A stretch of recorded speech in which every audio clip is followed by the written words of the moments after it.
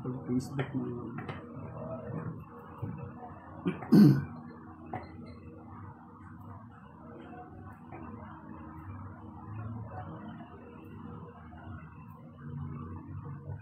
Yan, so magandang gabi po. Tayo po ay sama-sama muli ngayong gabi. Ako po ay nasa church.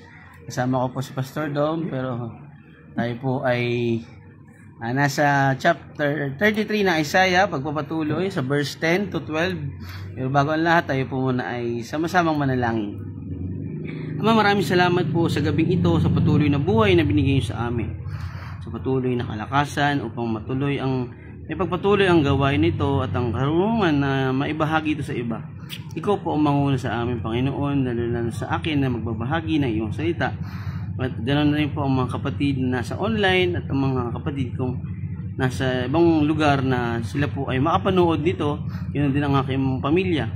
Gabayan niyo po ang mga kapatid ko sa Touching Live, sa patuloy niyo pong gabayan ang kanilang patuloy na paglapit at pag-aaral. Sama-sama po namin maunawaan at may pamuhay ito ng mapagbigay ito ng kaluguran at kadakila ng kapurihan sa iyo, Panginoon. Iatas po namin ito sa ngalan ng iyong anak na si Jesus. Amen. Yan, tayo po ay papatuloy. Tayo nga ay nasa verse 10 to 12. Pero yan, konting recap lang kagabi. Yan po ay yung 7 to 9 na tinalakay po natin. Ito ay tumutukoy sa limitasyon o hangganan ng kakayahan ng tao. Nagpapakita na ang mga magigiting na mandirigma ay nakaranas ng kanilang kapaguran o pagkatalo at humingi sila sa klolo dahil sa kakulangan ng kanilang kalakasan. Nagpapakita ito ng kanilang limitadong kakayahan na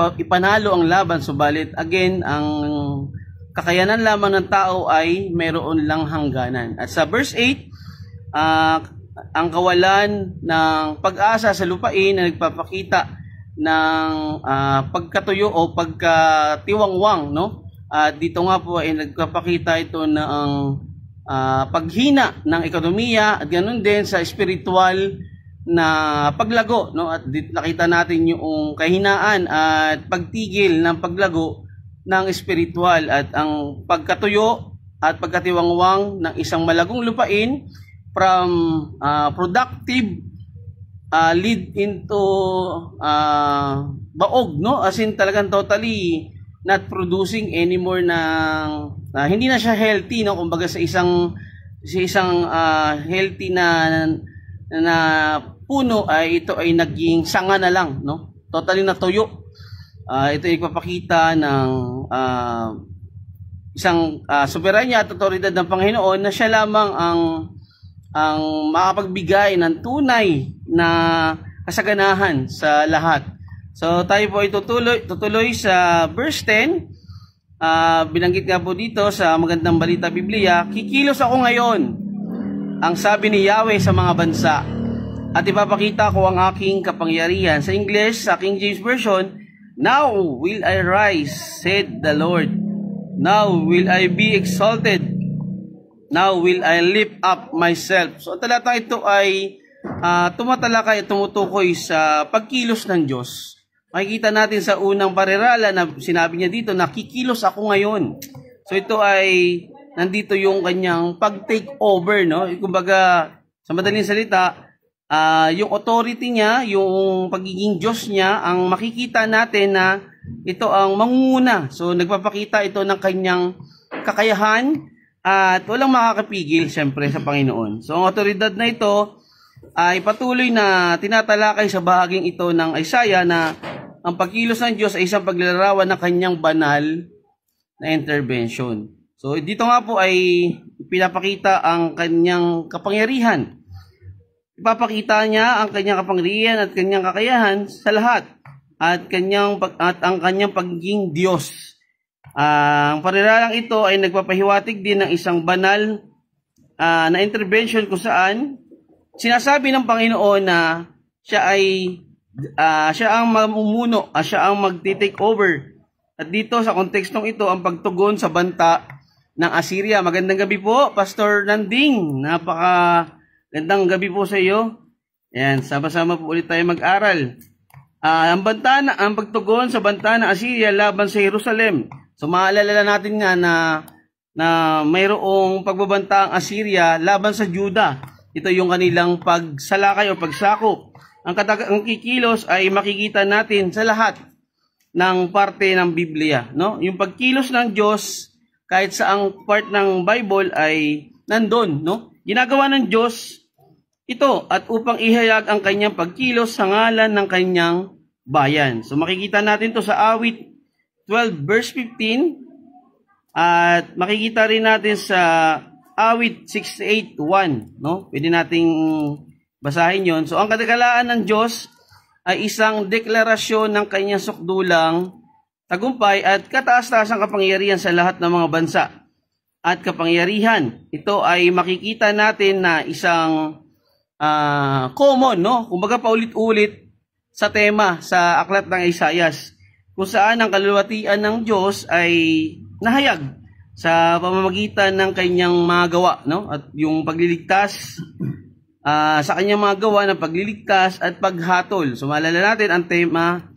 ng buong kabanatang ito ay yung paghatol at pagliligtas at pagpapala.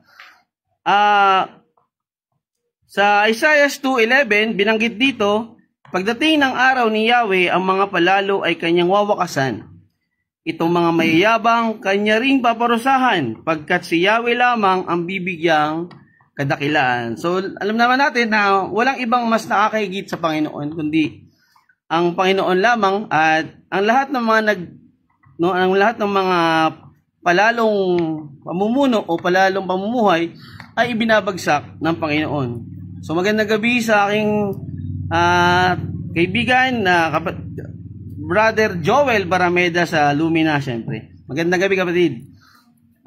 Sa Isaiah 5:16, nabanggit din dito na ngunit si Yahweh na makapangyarihan sa lahat, pupurihin siya sa hatol niyang matapat at sa pagpapakita ng katwiran, makikilalang ang Diyos ay banal. Sa teolohikong aspeto, tinuturo nito ang pagkakaroon ng pag-asa kung saan ang Diyos ay kikilalanin at sasambahin ng lahat.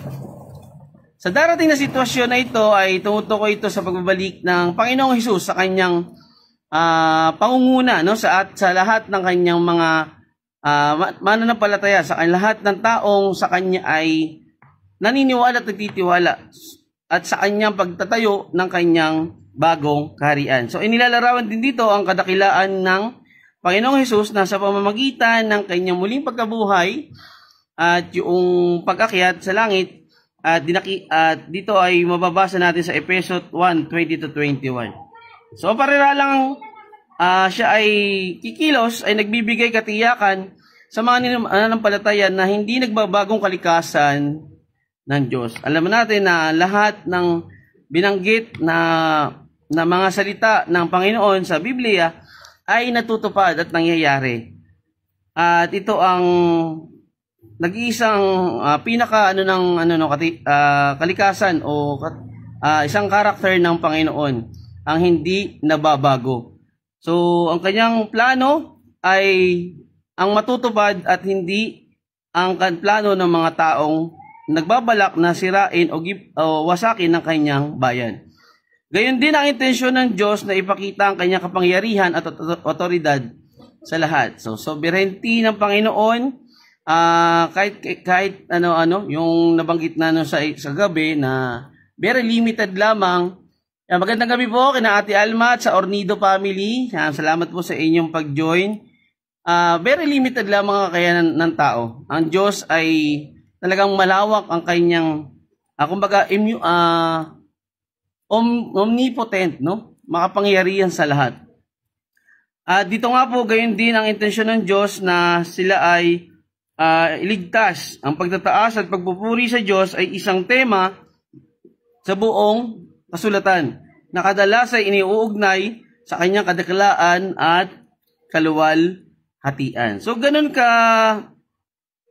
ang katangian ng Panginoon. Dito sinasabi dito na walang ibang magte-take over o mamumuno sa darating na panahon kundi ang Panginoong Hesus. At dito ang pagtataas nito sa kanya ay makikita natin bilang isang pasimula ng kanyang kadakilaan, pasimula ng kanyang bagong pamumuno, no? Panibagong pamumuno na yung pagtaas sa kanya sa krus at kalaunan ay itinaas sa kanang kamay sa kanan ng Ama. Yan. So, ang tipan ng pangalan ng Diyos na nagbibigay din sa kanyang walang hanggang presensya sa katapatan sa kanyang mga tao. Sumasalamin ito sa sandali ng banal na paghatol at pagpapalaya na binibigyan din ang soberanya ng Diyos. Dito nga po, no, yung ang kahandaang ipagtanggol ang kanyang mga pinagtipan o yung nakipagtipan sa kanya ng mga tao at sa kasaysayan ay maiuugnay ito sa paglaya ng Jerusalem mula sa hukbo ng Assyria. So noong panahon ng paghahari ni Haring Hezekiah. So ang soberanya ng Diyos ay pinipili ng Diyos ang mga sandali upang kumilos ayon sa kanyang perpektong karunungan at plano. So magtiwala sa kanyang plano, magtiwala sa kanyang oras. Again, marami tayong mga dalangin na madalas tayo ay nagbibigay na sana tomorrow o sa isang buwan ay mangyayari. Pero again, ang kalooban pa rin ng Panginoon o kanyang tinakdang oras para sa iyong panalangin ang mangyayari. So kahit na ang mga sitwasyon ay tila mahirap, ay kailangan natin itong tanggapin dahil ang Diyos lamang ang nakakaalam ng perpektong solusyon, no? At perpektong oras na ito ay ibigay sa mga tao. Kapag bumangon ng Diyos, ibig sabihin nangangulugan nito ng pagbabago. Pasisiglahin ng Diyos ang aktibong mga kasangkot sa mga gawain ng mundo at sa ating buhay. So ang tugon sa aksyon na ito na ang Diyos ay dapat nasambahin at dakilain. Pag-isipan kung paano natin siya mas mabibigyan ng pagpupuri sa ating pang-araw-araw na buhay. So maalala natin yung 1 Corinthians 10:31 na ano man ang iyong ginagawa, no, kumain o uminom ay dapat ito ay makapagbigay ng kaluguran sa Panginoon. Yan. So ang talatang ito ay may tema ng pagkilos ng Diyos. Patuloy na nagpapaalala sa lahat ng mananampalataya na sa pagdating ng Panginoong Hesus ay siya ang maghahatid at magtatayo ng kanyang bagong kaharian na wala na ibang mangunguna kundi siya at tayo ay mamumuhay na kasama niya. Sa verse 11, walang kabuluhan ang mga plano ninyo at ang mga gawa ninyo ay walang halaga. Dahil sa aking puot, tutupukin kayo ng aking espiritual. Ye shall conceive shop. Ye shall bring forth stubble. Your breath as fire shall devour you. So ang talatang ito ay naghahayag na sa atin na dapat kilalanin ang kakayahan ng Diyos. So ano nga ba ang kakayahan ng Diyos? Siyempre ito po ay malawak, no? At ito yung sinasabi nating soberanya ng Panginoon na minsan iniisip natin, mayroon tayong mga tanong, subalit hindi na kailangan i-explain ng Panginoon dahil kung saan na lang itong mangyayari. So dapat lamang nakilalanin ang kakayanan niya upang maunawaan natin ang mga bagay na nangyayari sa ating buhay. Kasi kung hindi natin kikilalanin ng Panginoon, lahat ng sitwasyon na nangyayari sa atin, lagi tayong nagtatanong. Lagi tayong nagdududa or mayroong question, literal na tanong na directly, no, bakit ito nangyayari? Subalit kung tayo ay tulad ng ating ginagawa na patuloy tayo nag-aaral, mas makikilala natin kung ano yung karakter o ano yung kalikasan ng Panginoon. At dito, unti-unti natin nauunawaan kung bakit may mga ganong sitwasyon na patuloy na nangyayari sa ating buhay. Akala ng iba, pag nanampalataya ka ay magiging maayos na yung buhay mo, no? Actually, maling ano po 'yon, no? Maling kabaliktaran po 'yon kasi makikita po natin yung 12 apostle, no? Yung 12 apostle, naging ano ba sila? Sitting pretty ba sila? Diba? Hindi. So, ito po ay tumutukoy siyempre kung ano po yung pinapagawa sa atin ng Panginoon. At ito ay patuloy na dapat natin maunawaan na ang buhay natin sa mundo ay hindi ito yung tunay na buhay, kundi ito po ay preparation natin para sa eternal life. So ang talatang ito ay nag-aayag ng pagkilala sa Kanya. Ang kawalang kabuluhan ng mga plano ninyo ng tao ay isang imahe ng hindi pagsang-ayon o pagtugon o pagdulog sa Panginoon. Ang imaheng pang-agrikultura upang ihatid ang kawalang saysay ng mga pagsisikap ng mga tao. Sa sinaunang Israel, ang ipa ay ang balat na nakahiwalay sa butil sa panahon ng paggiik na ituturing na walang halaga at itinatapon. So ang paghahalin tulad na ito ay nagpapahiwatig na ang mga plano at aksyon ng mga tao ay walang laman, no? Kumbaga sa madaling salita, mayroon tayong mga pinaplano, may mga pinaplano ang tao, may kagustuhan ang tao. Subalit kung hindi ito yung kalooban ng Diyos sa atin, hindi tayo magsasucess, no? Hindi ito magiging fruitful or productive. So kaya tayo, iniisip natin bakit yung kagustuhan natin madalas ay hindi nangyayari, tapos nagagawa natin yung ating mga plano pero failure, no? Isa lang po yan. Baka hindi po yan ang kalooban ng Diyos sa iyo. Yan. So, ang paghahalin tulad na ito ay nagpapahiwatig na ang mga plano at aksyon ng mga tao ay walang laman. Naaayon din ito sa mas malawak na tema ng Biblia ng mga pagsisikap ng tao bukod sa ang Diyos ay sa wakas ay walang bunga. Ibig sabihin, ito po ay tulad ng makikita natin sa awit 1:4 kung saan ang masasama ay inihahambing sa ipa na itataboy sa hangin. Kumbaga walang laman, no? Walang tunay na pananampalataya, walang tunay na bunga, kundi ano lang siya, ampaw, no? Ampaw. So, ang mga gawa ng mga taong ito ay walang halaga. So, dito ay ang kanilang pinagpaguran o ang kanilang mga patuloy na pagtapos ng kanilang mga plano ay tumutukoy sa mga natirang tangkay pagkatapos anihin ang isang bukid. So, madaling salita, useless, no? Isa pang simbolo ng kawalang halaga na pinapakita dito. So, ang imahe ng panganganak ng tuod ay binibigyan diin ang ideya ng paggawa ng isang bagay na walang halaga at nakalaan para sa pagkawasak. So tatandaan natin mga kapatid, sa patuloy natin pag-aaral ng Isaiah ay pinapaalalahanan tayo dito na yung ating pangsariling ideya ay wala itong magiging tibay, no? Wala itong magiging bunga dahil ito ay wala sa pamamaraan ng Panginoon, hindi niya kalooban ito.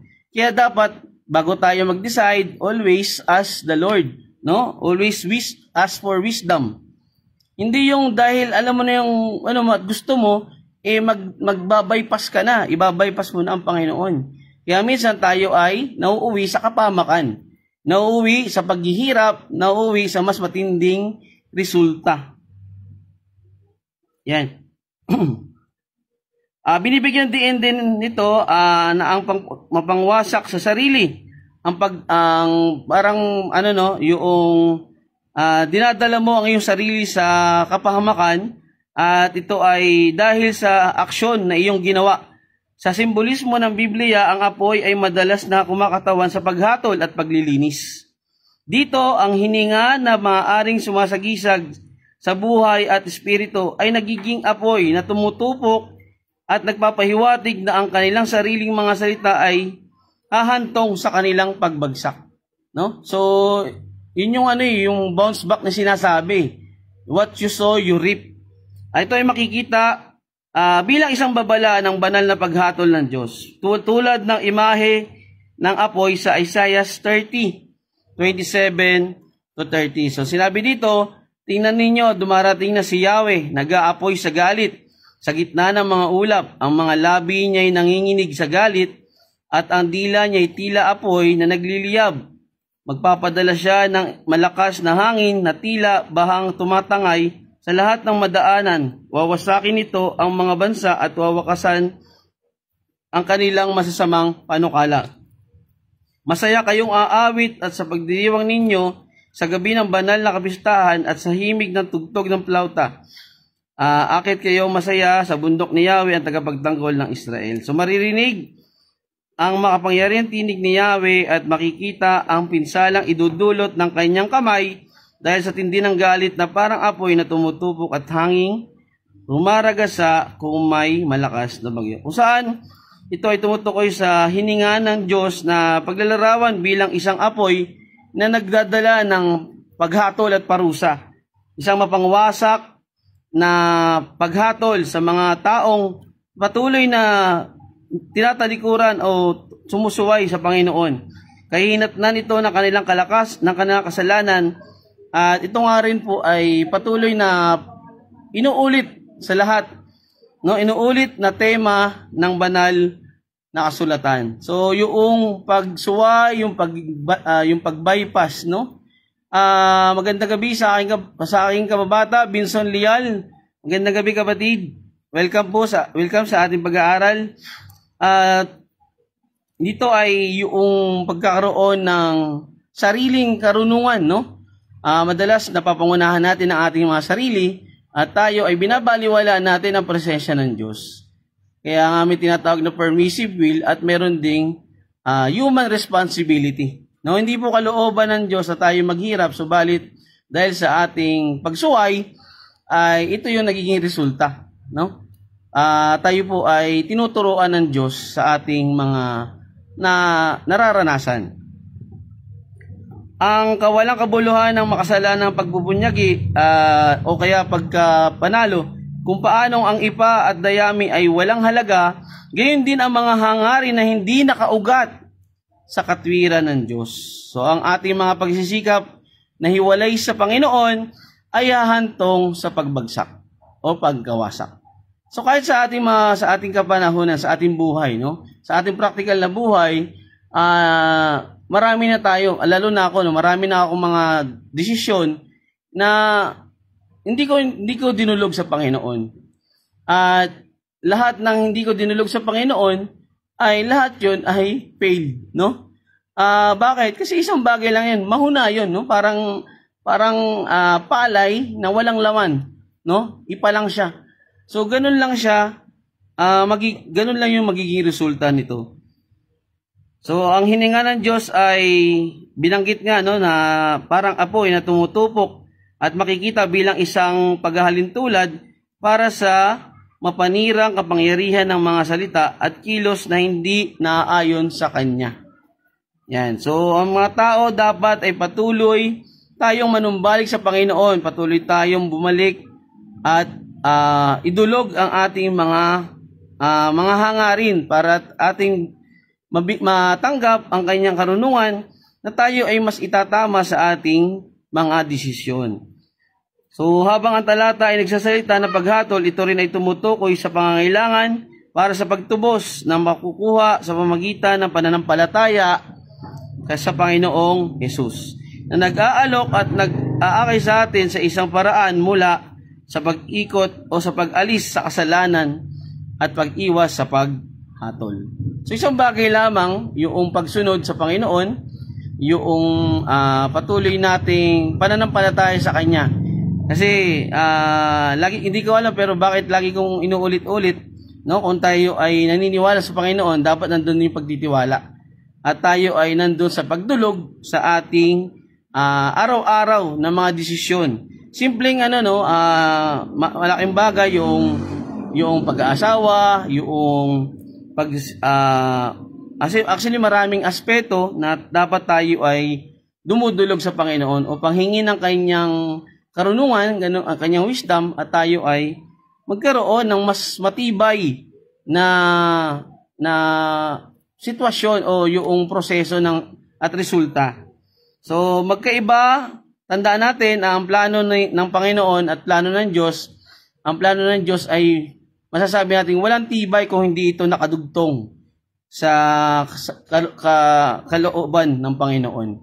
Tandaan natin ang pinakamatibay at matatag na pundasyon ay nakabase pa rin sa ating koneksyon sa naaayon sa plano ng Panginoon sa atin. So, ang talata ay, again, ito ay nagiiwan ng ng pagpapaalala sa atin na tayo ay dapat kilalanin natin ang kakayanan ng Diyos. Hindi yung mas kilalanin natin ang kakayanan natin. So hindi po ganoon, no? Mas mainam na tayo ay mas maunawaan natin kung ano ba yung naisin ng Panginoon na ating gawin upang siya ay patuloy nating mabigyan ng kapurihan at karangalan. Sa verse 12, madudurog kayong tulad ng mga batong sinunog para gawing apog. Kayo'y magiging abo na parang tinik na sinunog. So, sa King James Version, and the people shall be as the burnings of lime, as thorns cut up shall they be burned in the fire. So, ang talatang ito, ano naman natin na tumutukoy sa kaparusahan ng Diyos sa mga makasalanan at walang pagsunod o mga sumusuway sa Kanya. At ito ay hindi makakatagal sa lupit na parusa na ipapataw niya sa mga ito. So, alam naman natin kung ano ibig sabihin ng burnings, no? Siyempre, yung mapasok ka nga lang ng mainit na kape, ay masakit na, how much pa kung naglalagablab. So, ang parila lang ito ng matudurog kayo at masusunog, sinunog na parang apog ay nagpapahiwatig ng isang banal na paghatol sa mga bansa. Isang karaniwang tema sa mga propesiya, no? Ang imahe ng pagsunog ay nagmumungkahi ng ganap na pagkawasak at paglilinis. So, dalawang proseso, no? So, na nagpapaalala sa paghatol ng Diyos, maalala natin yung sa Genesis, no? Yung sa Sodom at Gomorrah. Sa konteksto ng Isaias, ng aklat na Isaias, ang paghatol na ito ay nakatuon sa mga sumasalungat sa bayan ng Diyos. Again, lahat ng sumasalungat sa Panginoon at sa kanyang mga layunin at sa mismong ang paggamit ng mga tao ay nagpapahiwatig ng isang kolektibong paghatol, hindi lamang sa mga individual kundi sa buong mga bansa o grupo. Sumasalamin din ito sa prinsipyo ng Biblia na pinapanagot ng Diyos ang mga bansa sa kanilang mga aksyon, gaya ng makikita sa iba pang mga aklat ng propeta tulad ni Jeremias at Ezekiel. So lahat ng kumakalaban sa kanyang bayan at ganoon din sa mismo sa Panginoon ay makikita ang tunay na paghatol ni Yahweh. So ganoon din sa atin, no, yung pagsuway, yung simpleng pagtalikod sa Panginoon, simpleng hindi natin pagbibigay ng kahalagahan sa kanyang binibigay sa atin ay isang bagay lamang ng pag-ignore or pag-regards.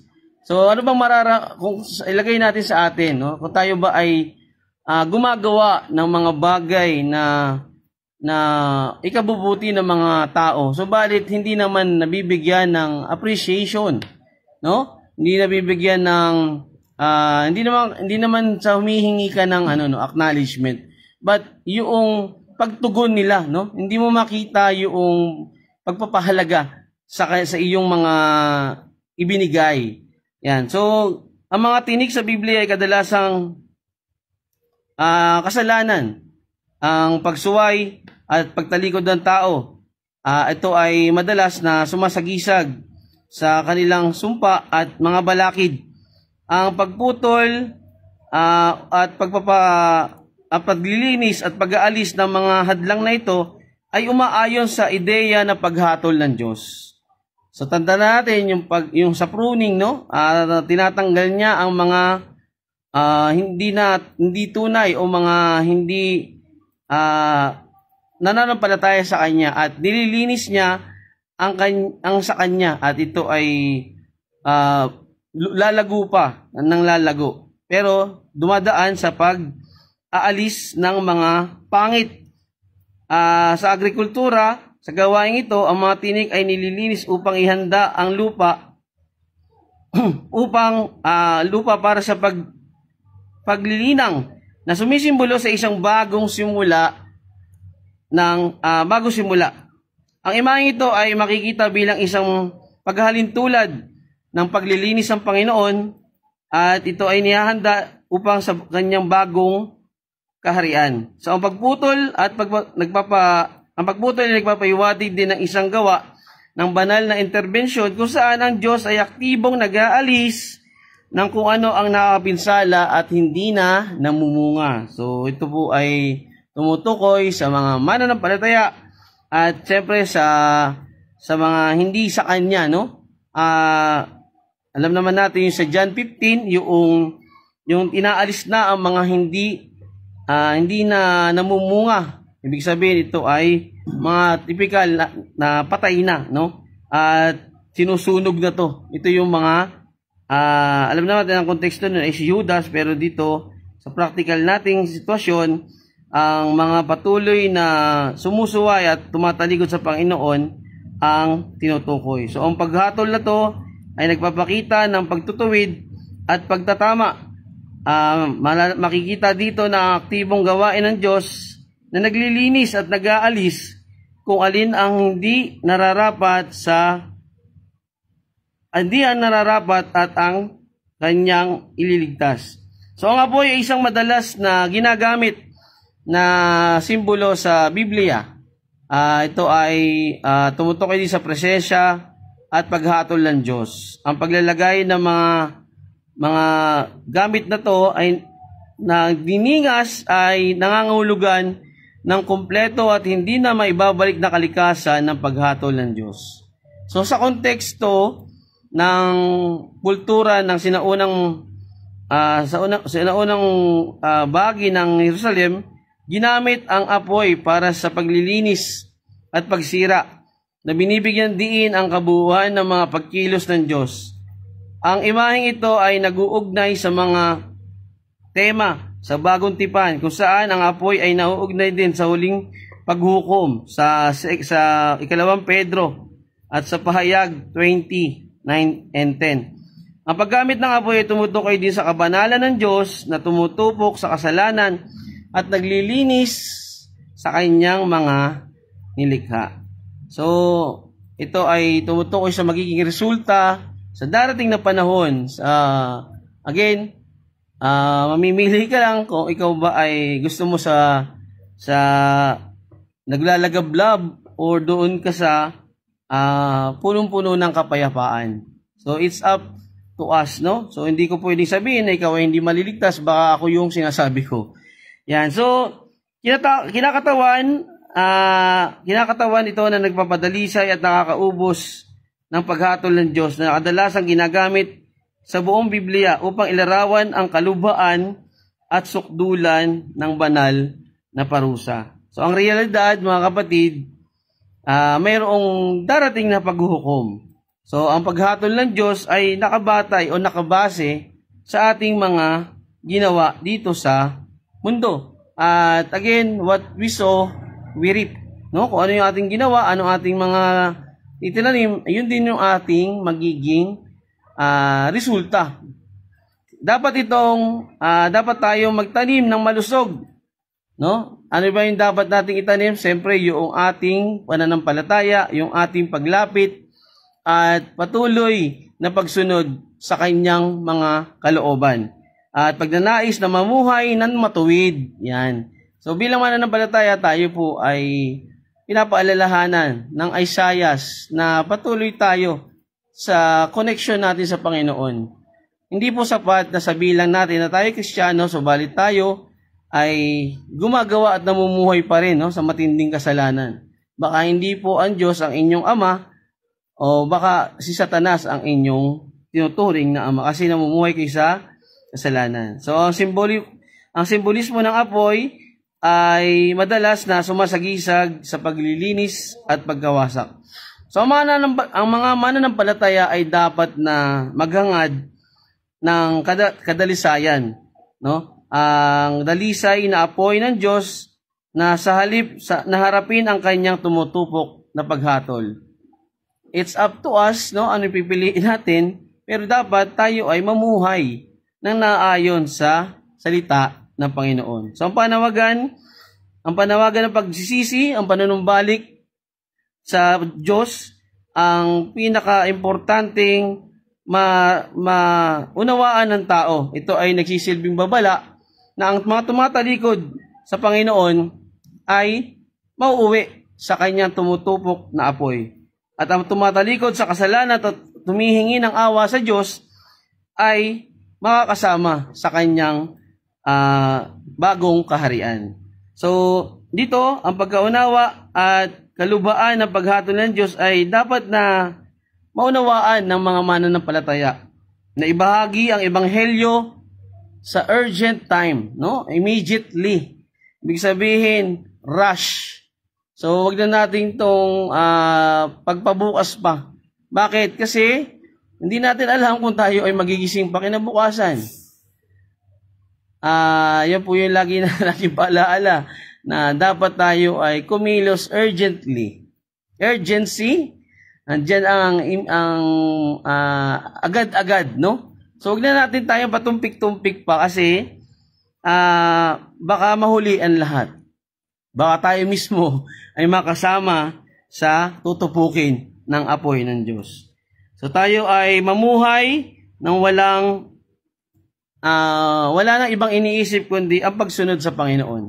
Ang ating pagkilala sa Kanya, sa Kanyang kalikasan, sa Kanyang kapangyarihan at kadakilaan ng Diyos, dito sa lupa pa lamang ay maipakita na natin at ito ay makakamtan natin ang tunay na pagpapala ng Panginoon sa darating na panahon. Again, sa pagtatapos ng ating pag-aaral, tayo ay patuloy na pinapaalalahanan ng Propeta Isaiah na tayo ay pag-aaral mo preaching bukas.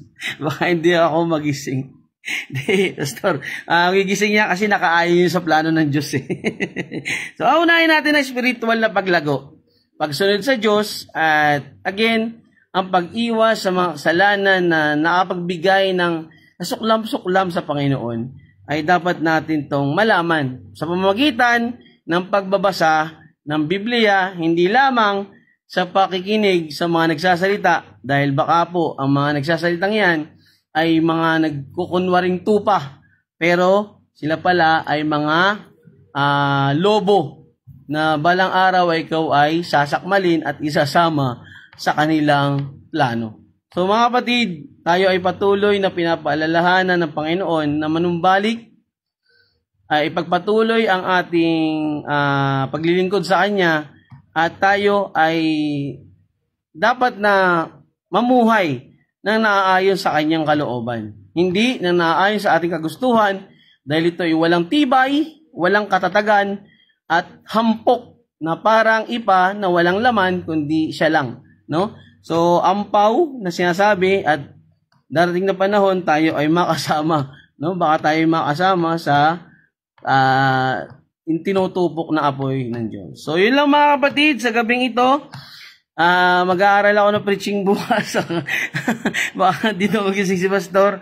Pero again, alam ko, mapagpapatuloy ni Pastor yan kasi ayaw ko maging Saturday Night Fever, no? So, magandang gabi po sa lahat. Tayo po ay sama-sama muling manalangin sa ating pangwakas na panalangin. Maraming salamat po, Ama, sa gabay at presensya mo ngayong gabing ito sa kalagitnaan ng aking pagtatalakay. Ikaw po ang nanguna. Maraming salamat po, Ama, nakilala po. Mas lalo ka pa namin makilala, Panginoon, ang iyong kalikasan, ang iyong katangian, na ikaw lamang po ang may kontrol ng lahat. Gabayin niyo po ang bawat isa, ang kapatid ko, mga pamilya ko, at mga pamilya ko dito sa Touching Lives. Patuloy niyo pong gabayan ang mga taong makapanood at makakarinig ng pag-aaral nito ay gabayin niyo po, Panginoon. Sila ay manumbalik sa iyo at magsisi sa kanilang mga kasalanan at mamuhay ng naayon sa iyong kalooban. Tinataas po namin ito, Panginoon, sa ngalan ng iyong anak na si Jesus. Amen. Maraming salamat po, Pastor Nanding, Ate Alma, Ornido family, Pastor Dom, Sister Irene, at sa mga kapatid ko na dumaan. Tayo ay patuloy na maglingkod sa Panginoon. Huwag nating hayaan na ito ay mawala dahil ito po ay magdadala sa atin sa kapahamakan. So, yun lang po. Maraming salamat. Kita-kita po tayo bukas. Magandang gabi. Bye-bye.